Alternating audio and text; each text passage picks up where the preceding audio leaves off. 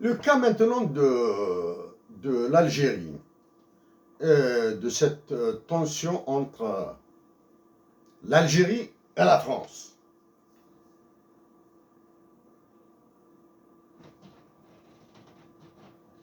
Euh, c'est un très mauvais cinéma. C'est un cinéma qui peut déboucher sur des fleuves de sang, comme l'expression de Hussein.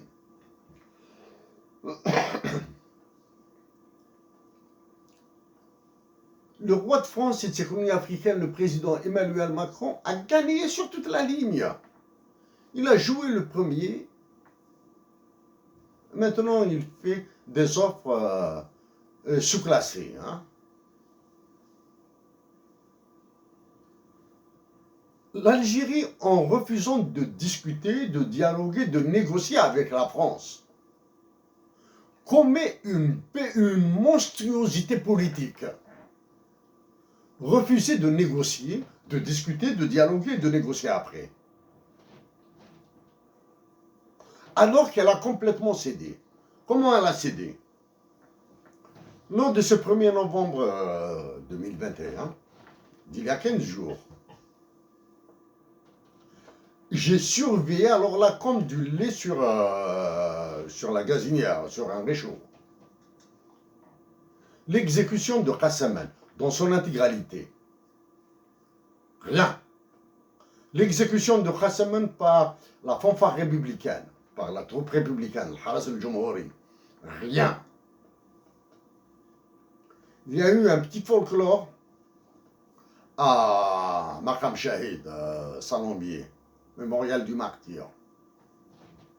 Rien. Rien de plus. Un petit folklore comme ça, une gerbe de fleurs sur... Dieu merci que certaines manifestations modestes, mais très honorables, ont été organisées dans certaines villes d'Algérie. Il y a ça. Il ne suffit pas de critiquer pour critiquer. Est-ce qu'elles étaient déclenchées? Est-ce qu'elles ont été pilotées, etc. Peu importe. Mais ce qui est important, c'est que cette manifestation ont eu lieu. C'est-à-dire, les enfants, les adolescents, les jeunes ont eu à l'esprit, ont eu le souvenir d'une guerre de libération atroce.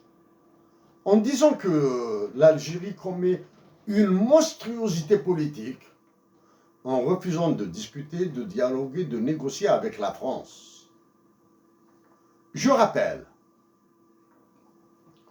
que parmi les plus célèbres négociations, il y a une négociation de Yalta, de Potsdam, 1944 et 1945.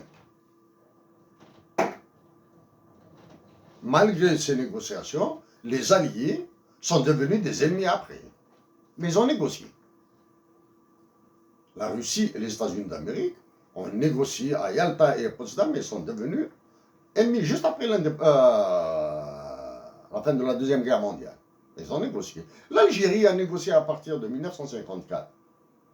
Hosni Ahmed a négocié secrètement en Libye avec les Américains. L'Algérie a négocié les accords d'Évian de la mi-61 à mars 62. L'Algérie a négocié les accords d'Évian pour mettre fin à la guerre. L'Algérie doit négocier avec les États-Unis, la Russie, la Chine et surtout la France.